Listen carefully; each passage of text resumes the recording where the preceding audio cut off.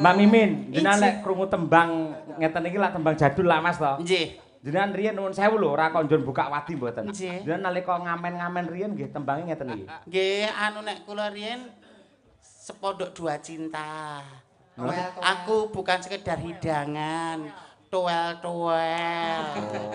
Sepiring berdua. Loh, dadi kan dhisik kan berawal dari pengamen jalanan to, Le. Ya, kabeh iki kanggo proses to, Jas. Ora hidup kuwi, to. Dadi anu, iki kan prosesmu sebelum jadi bintang tamu kan kowe ya. Kristalisasi Lah keringatku. jerih to. payahmu kan ning dalan ning ngebis ngamen. Lah iki ben para pamirsa ki pirsa piye jaman dhisik. Ning iki ra mirang-mirangke aku to, Jas. Ora praktekno. Engko aku udah dibuli karo kanca-kanca iki. Ora kok sapa sing buline tak tekak. Sing tekak paling siji kuran ya. Iki alate. Kan kula sakniki kan nggih pun mboten kados dhisik nek dhisik kan kula nganggo rok mini. Saiki kan aku wis hijrah to, Jas. Lah nganggo rok mini bocah gur melet ae kok. Ayo. Kok bocah kok melet ya Pri to. Aku kan wis hijrah to, Jas, dadi lagi rada islami. Oh iki anu Islami. Nggih. Aurat lo Mas aja tukursan. Berkibar jilbabmu di setiap waktu, di sepanjang zaman kulihat kamu. Karena jilbabmu meredam nafsu, busanamu Iki lagu jilbab Kosidan. Berkibar jilbabmu, anggun di wajahmu, sekilas senyummu menambah ayu. lagu Kosidan nganggo ngono ki piye? Pendekatane kan beda-beda, aja aku kosidah to, Jas. Lah terus sing paling mbok seneng Iki ngelingke wong lanang men aja selingkuh. Nggih. Tiada mungkin satu pondok ada dua cinta, ada dua cinta. Biarlah aku yang mengalah daripada batinku tersiksa. Tiada mungkin satu ranjang ada tiga nyawa. Ada kowe kelelegen apa? Nyanyi kok. kan beda cara pendekatannya beda lah Sik to joget emo lho. Kok kono rene piye Mbak Mimin? Kok kono mau rene? Lah kaya mentok dobol ngono malah ora. Nggih. lagu zaman dhisik itu mengandung makna. Satu pondok ada dua cinta ya artinya rumah tangga itu jangan sampai tergoda dengan cinta-cinta yang lain. Sayangilah istrimu. Wah. Mungkin dia tidak ideal menurutmu tapi yakinlah dia jodoh terbaik pilihan Gusti Allah kagem panjenengan. Ojo golek tanding, golek sing ayu Mimin luwih ayu. Nek untuk menikah itu kan ibadah terpanjang. Lah nggih. Salat paling 10 menit seperempat jam. Leres. Puasa dari apa jenis terbit sampai matahari terbenam. Nggih. Ini nek menikah wis 50 tahun, 70 tahun. Nek gur waton ayu tok, kok 30 kisot-kisot tok golek kijol. Ini nek dari hati ibadah. Niatono ibadah. Lah kok malah muring-muring piye to? Aku soalnya apa? Nek wong wedok nangis masalah ekonomi, aku jek iso mentolerir. Iso golek jalan. Nek nangis karena disakiti hatinya, satu tetes air mata dari istrimu 1000 dosa nggo wong lanang. Lah Harus diingatkan mesake. Iki wong lanang iki rasa sukses dhewe tanpa dongane wong wedok sengara. Lah kowe melu wong lanang apa wedok? Nek dum-duman sembako wedok aku. Intinya gitu, saling melengkapi, nggak ada. Bener. Memang imam keluarga adalah laki-laki, tapi tanpa nur atau cahaya wanita, sengkoro rumah tangga itu bakal cerah. Loh. Nur Iki ibu-ibu anu merasa termotivasi. Aku nggak mau wanita terdolimi, aku nggak rela. Terdukung. Aku nggak mau Sing kaumku tersakiti. Ibu-ibu. Lah nek bapak-bapak alah lambene Sukimen iki ngopo? Ning apik lho, pituture apik lho, Mbak. Ije mesake. Nggih, sae. Kaya Wong wedok ibarate nur. Nur Handayani. cahaya. Nek kaya piyai kakung kan tiang rumah tangga. Dadi kowe termasuk jaler. Tiang jaler. Tiang rumah tangga. Dadi Kowe ya termasuk nur. Nur. Nur Saitoni Rojim. Intinya saling melengkapi, jangan mencari pembenaran sendiri. Leres nggih. Musyawarah untuk mufakat meskipun kadang kala beda karo karepe dhewe nek untuk kebaikan, kemaslahatan bersama kudu tetep kudu egone diturunkan. Mula aku dandan ngene iki dienggo pengeling-eling kanggone wong lanang sing wis duwe bojo. Aja gampang kenggo karo rupa ayu. Rupa ayu, body seksi. Nah, lambe tipis. Nah, kok nek rupane ayu, bodine apik dibuka isine padha ora nangis. Malah kayak bedol pohong. Tolan-tolan. Tuas. Lah iya. Tuas bayar tok pohong. Tuas dosa. Padu karo bojone. Lah iya. Entuk pohong. Entuke pohong. Lah iya nggih. Ora cucuk. Wis gelem wong sak desa. Entuke bekakas kaya ngene. Nek aku tuwa kae lho. Lho sik to nun sewu sing berhak menilai mboten jenengan. Ning sedaya sing monggo objektif panjenengan ingkang nyuwun pirsa. Nun sewu salah. Sabar. Dadaku nek kualitas kok. Survei membuktikan saiki Mbak Apri dhisik. Nun sewu para lenggah, kula nyuwun kejujuran jenengan. Mbak Apri niki ayu napa elek? Ayu. Rungokno. Nggih.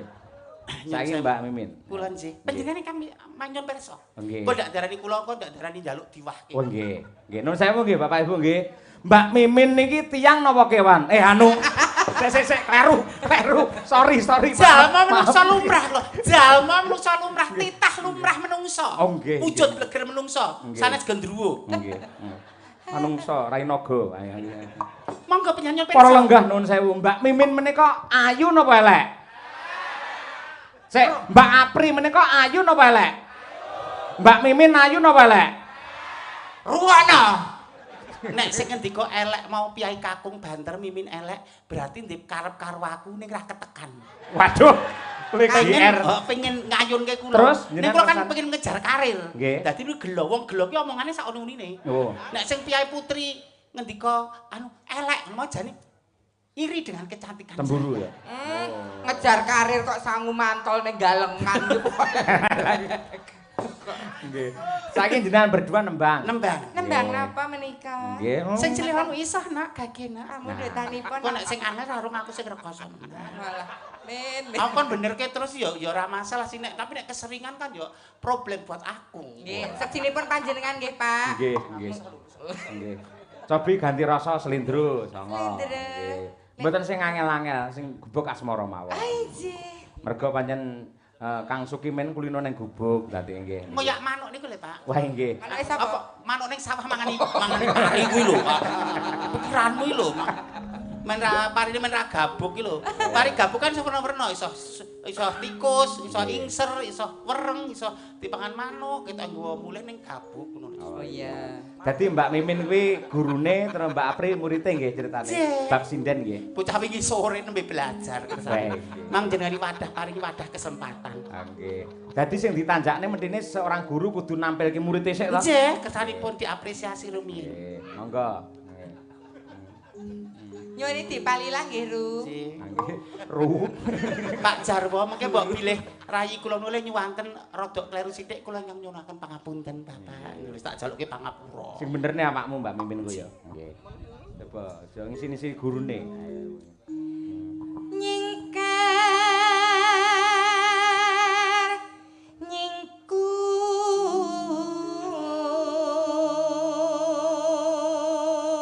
Singkur-singkuran ngene iki ya jes nek jatuh cinta nyawang ngono. ra roh aku.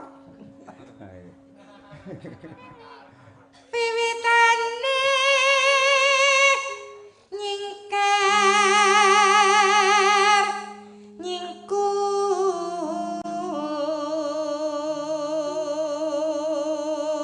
Sing ndang jaipong kok mangkat to pri dengaren wingi ning Kendal wingi ra mangkat wijin ning Kendal kae. Mas, selama enggak jumpa. Gogroke dosa ya Mas, salaman ngene iki. Nyon jawu ya Mas, wujudku elek nek kon ngambung sing kudu mukrime aku ya wegah. Nah, Nek dibayar lah kuwi beda cerita. Wis.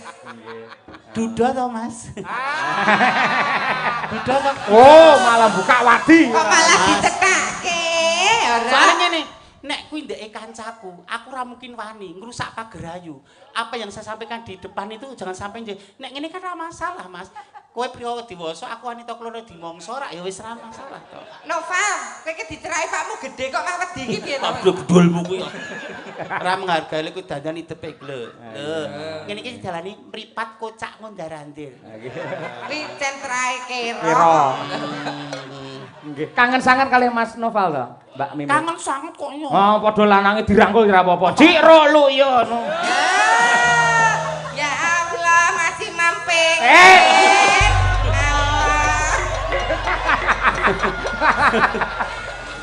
Masih mampir apa Mbak Ju? Yo gene ta, Gur. Piye kok malah piye lho? Kok dikangeni kok malah urut kono?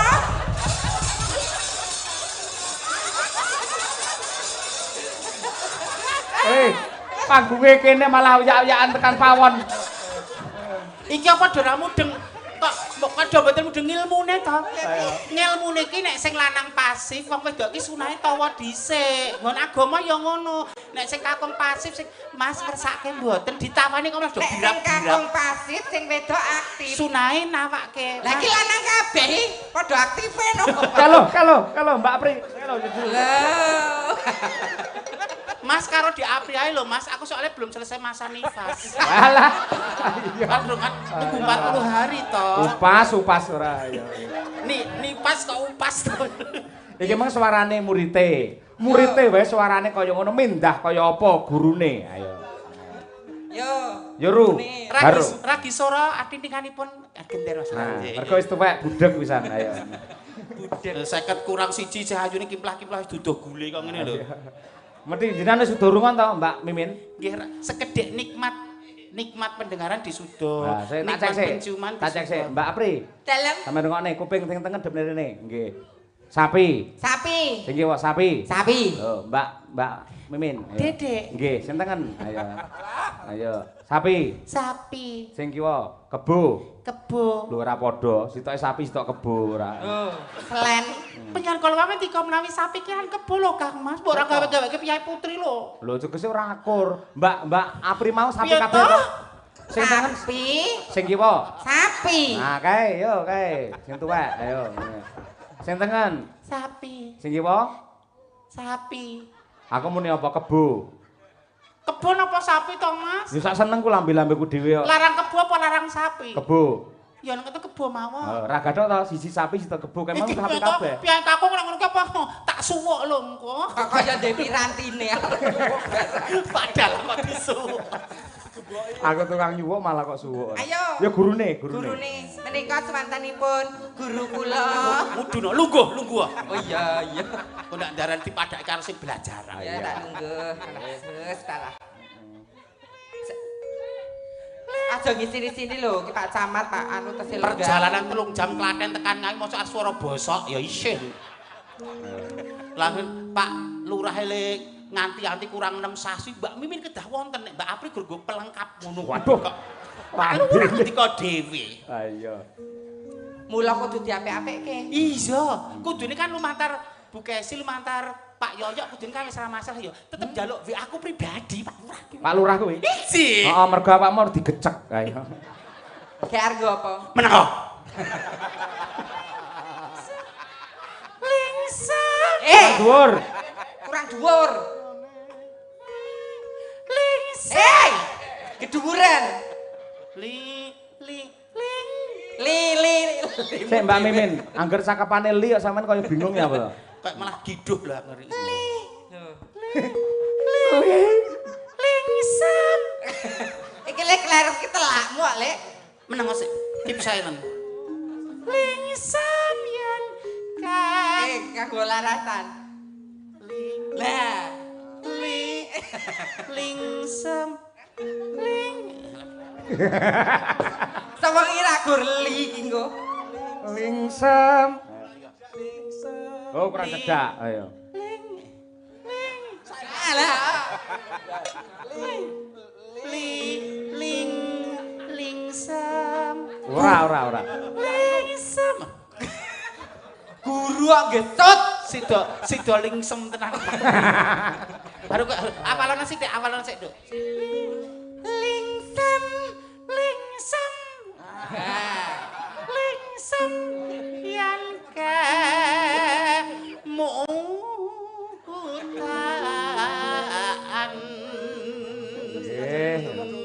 Suarane kaya kelelekan wedhus. Menika karakter pembawaan sih. Ciri khas. Ciri khas. Nggih, dadi khas kalih ciri akeh cirine. Ciri iki cacat lho, Pri. Lelampahan kang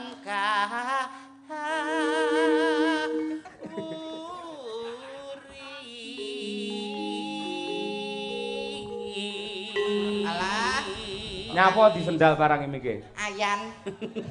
Ayan. Kontrol mic menika. Kontrol. Tebal tipis menawi mampil basanipun Eyang Titik Puspa menika tebal tipis. Nek cara wong Jawa sendal pancing. Dadi piye teknik mikinge? Kaya gaweanmu lawas ale. Apri kecelakaan. Aku hijrah lho, Bri. Anu, Dian, wetenge dikebuk sik ping 3. Ayo, Nduk. Wis aja batin aku. Nulat semangate ra apa-apa ning sing elek saka aku buangen ado-ado. Anakmu gari nemu kebecikan. Nggih. Dikebuk ping 3 ji rolu. Setan radoyan demit randulit nyiroro kidul randudul debok basa aliak-aliok gete abang nyimpang betul-betul nyingkrih ketahir meneng duwe bojo ayu marake kuru duwe bojo bagus ngati gerus duwe bojo banci ngangeni ngangeni aja ngantek koyo di bojo banci marake gelis mati lah ngopo golek nggone ra tau petung kok arep dirambang sing ngengke kaya ban ae ora iki saiki bareng nduduhke kekompakan duo sinden saka Klaten ayo ciro lho piye lho bareng lho aja ngantek mirang-mirang aku lho ora ayo Ben sekedap Mas aku pakai nafas diafragma apa nafas apa ya aja napas ae terus musik 1 2 3 terus tak keprok lho kowe komen yuk ciro tresna tulus nadyan ningku bekasmu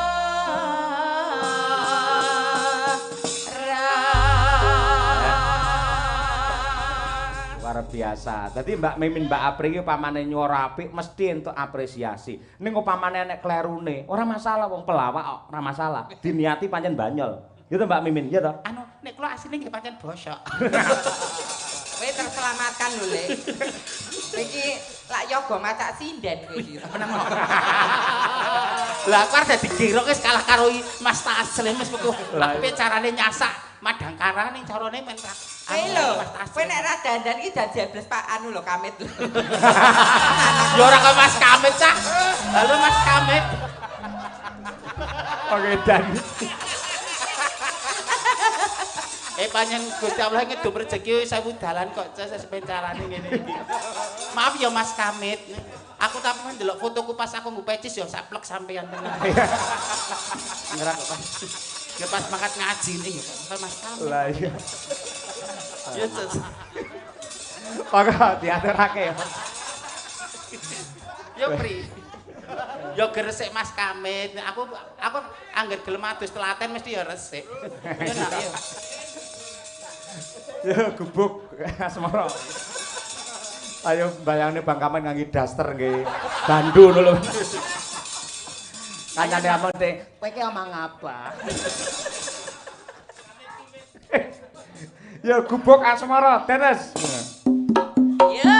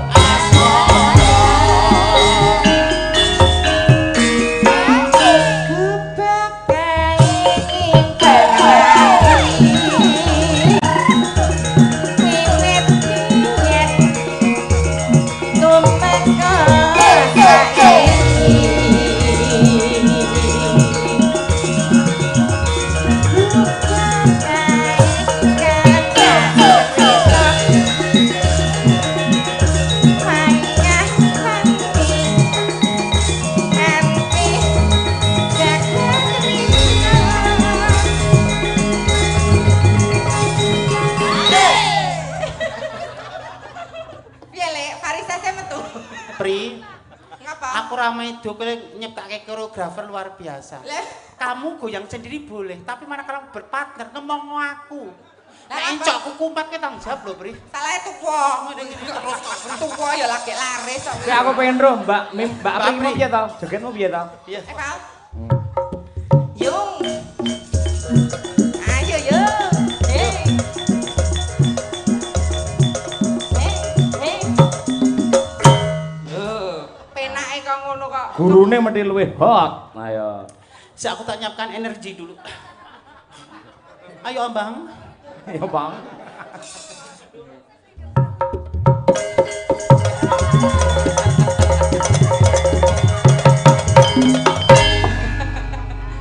Walah, Al-Fatihah. Apri. Rontok kabeh.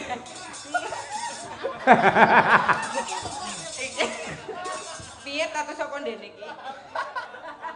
Mbok dipaku rondase oleh. Wis ngene ya, wis ya, wis ngene. Ya. Ini kaya Dewi Roro Jonggrang aja nih kok. Yo, Burau! Yes. Aja ngompol ngegon lho, sing pempet lho. Sinden kok ngobrok. Jerite kaya wedok, Pak. Aduh, Danu. Wah, ngono. Yo. Ayo. Dah. Catatan sakjroning ati datar luntur saya marani aku kowe dadi karo markap leren kang kubur asoro.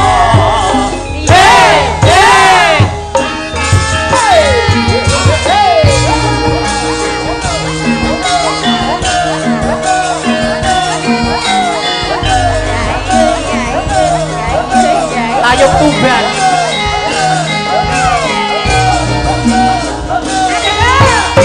Iki lho. Ayo yo.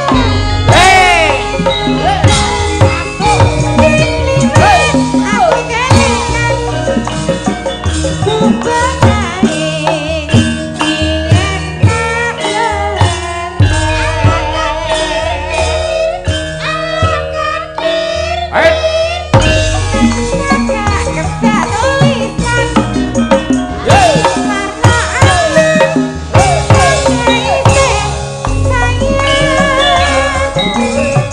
Jangannya kubung asmara biar kae ando tresno.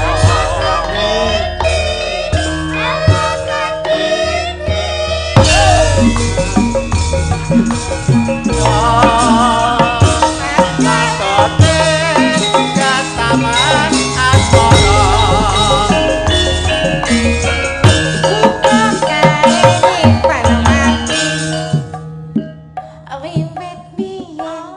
Aduh, maka saiki atoto Ato. bukan gak cerita panjang mesti nganti gak cerita. Sing ketere awake lah kok klambine piye? Niku efek. Efek dari pantatnya itu ininya anu kok bergoyang. Ki nek ngene iki jenenge goyang anu dribble bawah. Heeh. Nek dribble atas kan ngene-ngene. Lho, piye nek mau sing orekmu lho. Lho iki nek ngene dribble.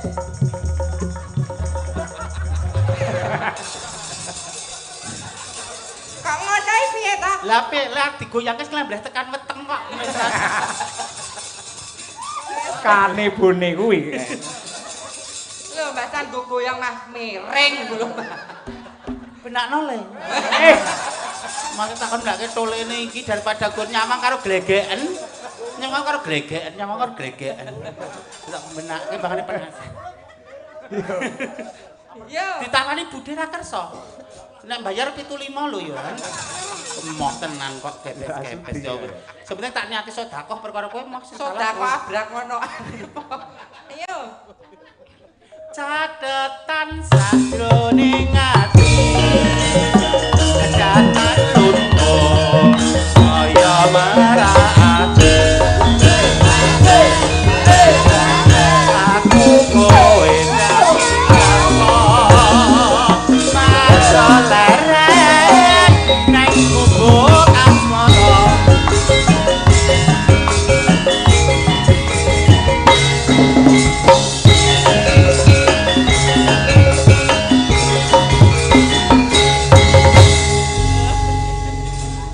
Kok malah bingung iki piye digane sekarang anyar karo kanca-kanca kok ya. Kok kesinan. Lah biasane pisan nempun lah nih kok ping kalih to Mas Imam ki.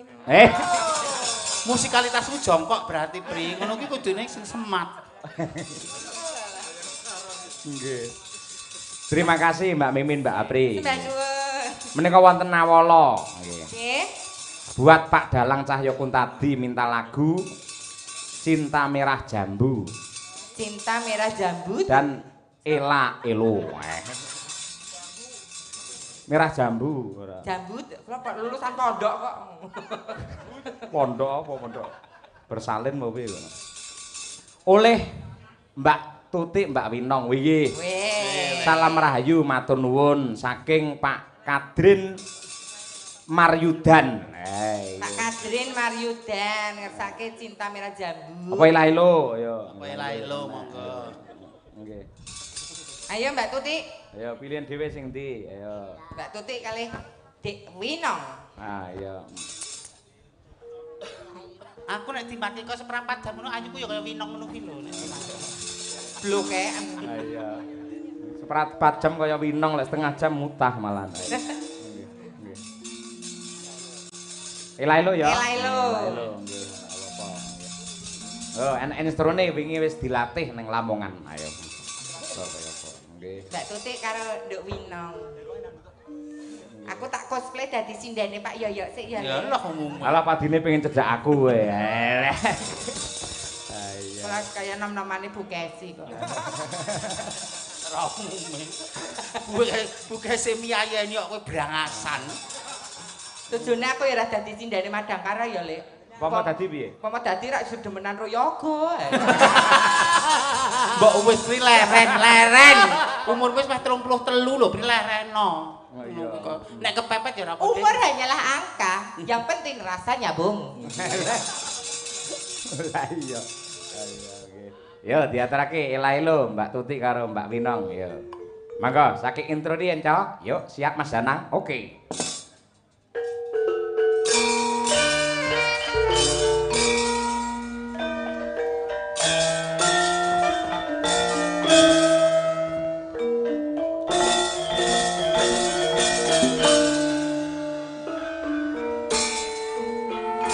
Out.